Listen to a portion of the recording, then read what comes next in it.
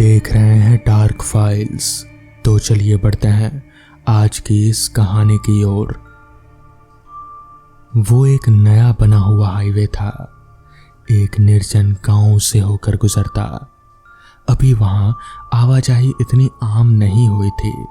वैसे उसे बने हुए ज्यादा समय तो नहीं हुआ था, पर कुछ सड़क हादसे भी उसके खाते में दर्ज थे। लोगों को वो आम हादसे ही लगे और इस मामूली बात पर किसी का भी ध्यान नहीं गया कि अधिकतर हादसे उसी निर्जन गांव की हद में या उसी के करीब हुए थे। एक उमस भरा दिन, दोपहर का समय, जब कार उस हाईवे से गुजरती है जिसमें 3 दोस्त राज, अमन और कमल थे। तीनों को जल्दी में कहीं पहुंचना था, इसलिए वो शॉर्टकट रास्ता चुनते हैं, क्योंकि वो हाईवे दूसरे रास्तों के अपेक्षा जल्दी पहुंचाता है। दिन के करीब 2:30 बज रहे थे। उस हाईवे पर दूर दूर तक एक परिंदा भी नजर नहीं आ रहा था। राज गाड़ी चला रहा था और बाकी दोनों आपस में बातें कर रहे थे। तभी अमन ने कमल से कहा, यार लगता है हम इस रोड पर पहली बार आए ना, क्योंकि इससे पहले मैंने ये जगह कभी नहीं देखी है। राज मिरर में उन दोनों को देखते हुए बोलता है, हाँ तुम सही कह रहे हो, हम इससे पहले कभी भी इस रास्ते पर नहीं गए, लेकिन आज मजबूरी में हमें यह रास्ता लेना पड़ा। हमें किसी भी तरह शाम से 6 बजे से पहले हॉस्पिटल पहुंचना होगा। वहां मीरा जिंदगी और मौत के बीच झूल रही है। कमल राज की तरफ देख कर बोला, हाँ यार, लेकिन हुआ क्या? तूने हम लोगों को कुछ बताया भी नहीं, सीधे कार लेकर चला आया तू। परेशान था इसलिए उस वक्त मैंने कुछ पूछा भी नहीं, लेकिन अब तो बता दे। कमल की बात सुनकर अमन ने भी उसकी हाँ में हामी मिलाई। राज थोड़ा उदास होते हुए बोला, यार मुझे उसकी मम्मी पापा से शादी के लिए बात करनी थी, लेकिन काम की वजह से मैं कर नहीं पाया, और अभी कल पता चला कि उसके पापा ने उसकी शादी कहीं और तय कर दी है। बस इसी टेंशन में आकर उसने बहुत ज़्यादा नींद की गोलियां खा ली और आज सुबह उसे हॉस्पिटल में भर्ती कराया गया।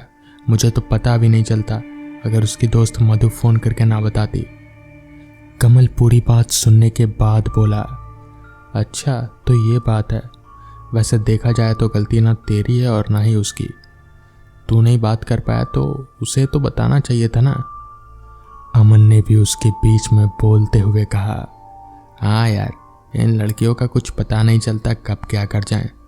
राज ने गाड़ी की स्पीड बढ़ा दी और गाड़ी अब उस गांव के पास पहुंच रही थी।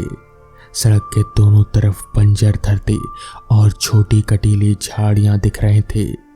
लाल धूल भी उड़ रहे थे। दूर कहीं छोटे छोटे घरों की कुछ आकृतियां भी दिख रही थी जो कभी आबाद थे। यार 2 मिनट कार रोकना, हल्का हो लूं, अमन ने कहा।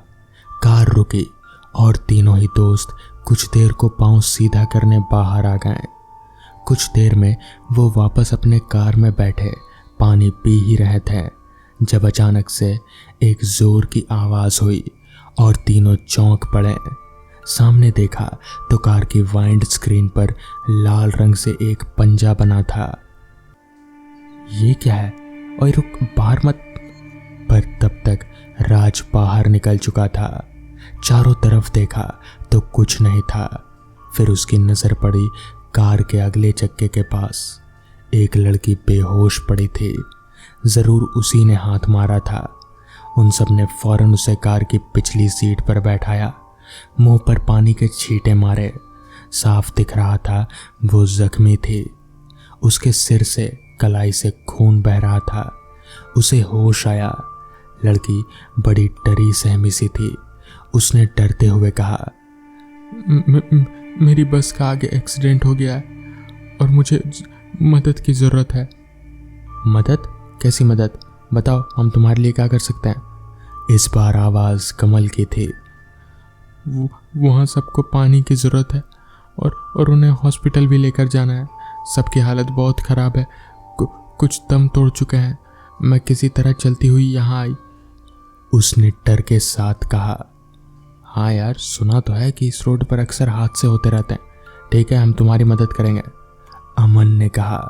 राज उसकी मदद करने के लिए हिचकिचा रहा था क्योंकि उसे कहीं जल्दी पहुंचना भी था और कुछ सही भी नहीं लग रहा था। फिर भी वो कुछ नहीं बोला। यहीं कुछ दूरी पर ही मेरी बस है, बस वहीं तक जाना है, फिर आप लोग शहर पहुंचो तो किसी को खबर दे देना हमारी। लड़की ने अमन की बात का जवाब दिया। कार लड़की को लिए आगे बढ़ने लगी। जो पिछली सीट पर अमन के साथ बैठी थी, उन लोगों ने उसे फर्स्ट एड दे दिया था। तभी वो लड़की उनसे बोली, आपको इस गांव की कहानी पता है कि ये इतना सुनसान और वीरान क्यों है? अब उसकी हालत थोड़ी ठीक थी। नहीं तो हमें नहीं पता, हम तो पहली बार यहाँ आए, तुम्हें पता है तो तुम ही बता दो, कमल ने जवाब दिया। हाँ मुझे पता है, कुछ सुन रखा है बस, लड़की ने कहा और फिर वो कहानी सुनाने लगी। कहते हैं सालों पहले इस गांव में एक पिशाच का वास था। गांव वालों को उसका संरक्षण प्राप्त था। वो उन लोगों की हर बाहरी मुसीबत से सुरक्षा किया करता था, लेकिन हर 12वें दिन उसे एक बलि चाहिए होती थी। गांव वाले अपने बीच में से ही किसी को चुनकर बलि के रूप में उसके पास भिजवाते थे ताकि वो उनका शिकार ना करे। वो पिशाच बहुत शक्तिशाली था। वो हमेशा रात को ही सक्रिय होता था। फिर तब जबकि आसमान में काले बादल हों तब भी, बाकी धूप भरे दिनों में एक दूसरी रूह उसकी रक्षा करती थी जो उसकी सेवक थी। इतनी कहानी सुनाने के बाद उस लड़की ने एक नज़र उन तीनों पर डाली जो बड़े ध्यान से उसकी कहानी सुन रहे थे, और फिर वो आगे सुनाने लगी। कहते हैं गांव में एक बार भयंकर सूखा पड़ा और वो पिशाच एक एक करके सबको खा गया। वो एक बार में एक ही शिकार करता था। कुछ का मानना है कि गांव खत्म होते ही वो पिशाच भी चला गया, पर कुछ लोगों का ऐसा भी मानना है कि वो आज भी यहीं है और आज भी उसे एक बलि की तलाश है। इतना कहने के बाद वो लड़की चुप हो गई। वो तीनों जो बड़े ध्यान से उसकी बातें सुन रहे थे, वो जोर जोर से हंसने लगे। तभी अमन मजाक से बोला, कहानी अच्छी थी, खत्म हो गई क्या? लड़की चुप रही और बारी बारी से तीनों को घूरती रही। कार आगे बढ़ती रही और अब वो उस गांव की सीमा को पार करने ही वाले थे। सड़क सुनसान थी तो रफ्तार भी तेज थी। तभी उन तीनों ने देखा कि वही लड़की सड़क के बीचों बीच खड़ी हंस रही है। घबराहट में सबने पिछली सीट पर देखा तो वहां भी वही बैठी हुई हंस रही थी। ये क्या हो रहा है? राज बौखला गया और झटके से स्टीयरिंग घुमाई और कार एक सूखे पेड़ से जा टकराई। कुछ देर बाद खांसते हुए राज उठा। कार के सामने का हिस्सा पूरी तरह से चकनाचूर हो चुका था। कमल के भी करहाने की आवाज आ रही थी। वो भी घायल था और अमन, वो मर चुका था। तभी उनकी नज़र बाहर की तरफ पड़ती है जहां अभी तक धूप निकली थी। वहां अचानक बिजली कड़कती है और फिर पूरे आसमान में बादल छा जाते हैं। वो दोनों लड़खड़ाते हुए कार से बाहर निकलते हैं और चारों तरफ देखते हैं कहीं से कोई मदद मिल जाए। यार वो लड़की क्या भला थी, वो तो गायब हो गई, कमल बोला। गोली मार उसको, मौसम खराब हो रहा है, कहाँ जाएंगे? और अमन तो, उसका गला भर गया और तभी दहशत से दोनों चीख पड़े। उन्होंने देखा कि उनके सामने एक लगभग 7 फुट की भयंकर लाल आंखों वाली आकृति प्रकट हो गई।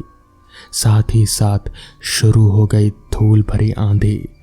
ऐसा लगा मानो उसके आसपास की हवाएं में धीमी कुर्राहटें बसी हो। उस आकृति को देखकर ऐसा क्यों लग रहा था जैसे नसों में बहता खून बेचैन हो उठा हो। वो डर से पीछे हटने लगे। वो आकृति आगे बढ़ी और उसने अमन के मृत शरीर को खींच कर निकाल लिया। बाकी के दोनों डर से जड़ हो चुके थे।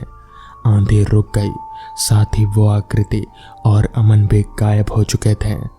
दोनों दोस्त रोने लगे।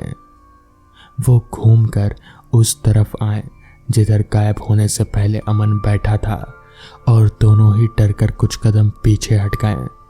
वहां कार पर कुछ खरोंचों के गहरे निशान थे, किसी जानवर के शक्तिशाली पंजों के निशान। यार 1 मिनट, पूरा गांव पार हो गया, कोई बस तो दिखी ही नहीं। कमल हैरानी से बोला।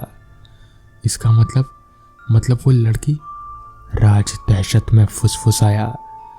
और वो आकृति जो अमन को ले गई, वो जरूर वही कमल बोला और खुद ही डर गया। पर हमें क्यों छोड़ दिया? राज ने ऐसा बोला ही था कि उसके आसपास हवाओं में गूंजी एक लड़की की फुसफुसाती सी आवाज। मैंने कहा था ना, एक बार में बस एक बलि। वो दोनों ही समझ चुके थे कि वो लड़की ही रूह थी, पिशाच की सेवक। 12 दिन बाद लोगों से भरी एक कार उसी हाईवे पर चली जा रहे थे। कुछ दूर आगे एक लड़की बैग थामे माइलस्टोन पर बैठी है और लिफ्ट मांगते हुए हाथ हिला रही है। तो दोस्तों, ये थी आज की पहली कहानी। तो चलिए बढ़ते हैं आज की दूसरी कहानी की ओर। रात के 3 बजे के करीब रोहित की आंख उसके कुत्ते के बार बार भौंकने से खुल जाती है। रोहित चिढ़ता हुआ, इस रॉकी को क्या हुआ, आज इतना जोर जोर से क्यों भौंक रहा है? इतना कहकर वो फिर से सोने की कोशिश करता है, लेकिन 5 मिनट के बाद फिर से दोबारा वो अपने कुत्ते के भौंकने से उठ जाता है। इस बार रॉकी कुछ ज्यादा ही चिल्ला रहा था। रोहित अपने कुत्ते रॉकी को उल्टा सीधा बोलते हुए दरवाजे तक आ जाता है कि तभी रॉकी का भौंकना उसकी कुर्राहट में बदल गया। रोहित को बड़ा अजीब लगा। अब इसे क्या हुआ? इतना भौंक रहा था, गुर्रा क्यों रहा है? ऐसा क्या देख लिया इसने? रोहित हल्के से दरवाजे को खोलता है और फिर आगे की ओर बढ़ता है जिधर से रॉकी की आवाज आ रही थी। अब रॉकी की आवाज आना बंद हो चुकी थी।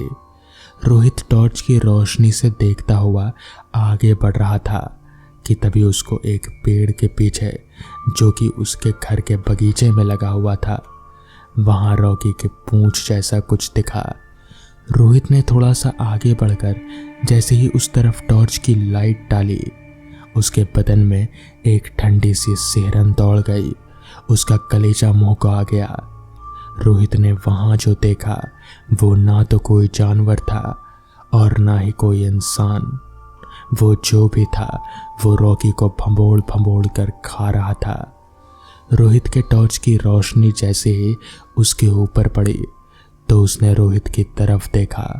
उसकी सुर्ख खून जैसी आंखों को देखकर रोहित वहीं जड़ हो गया और उसके मुंह से निकला, ये क्या भला है? वो जो भी था रॉकी को छोड़कर बगीचे के सामने बनी दीवार पर जा बैठा और रोहित को देखकर अपने मुंह पर अपनी जीभ फिराने लगा। रोहित ये सब देखकर इतना घबरा गया कि उसको कुछ ना सूझा। वो सीधा अपने घर के गेट की तरफ भागा। रोहित गेट तक पहुंच भी नहीं पाया, तब तक वो दरिंदा एक ही छलांग में उस दीवार से सीधा रोहित के सामने आकर रुका। रोहित कुछ करता उससे पहले ही उस दरिंदे ने अपने हाथ को सीधा कर रोहित के पेट में घुसेड़ दिया और उसकी अंतड़ियों को निकालकर बड़े आराम से चबाने लगा। अगली सुबह रोहित की लाश उसके बगीचे में ही मिली, मगर वो क्या था ये आज तक किसी को समझ नहीं आया। तो दोस्तों, ये थी आज की कहानियाँ। अगर आपको ये कहानियाँ पसंद आई हों तो वीडियो को लाइक और चैनल को सब्सक्राइब करना ना भूलें। तो मैं आपका दोस्त आर्यन जल्द ही मिलूँगा आपसे ऐसी ही नई कहानियों के साथ। तब तक के लिए अपना ख्याल रखें।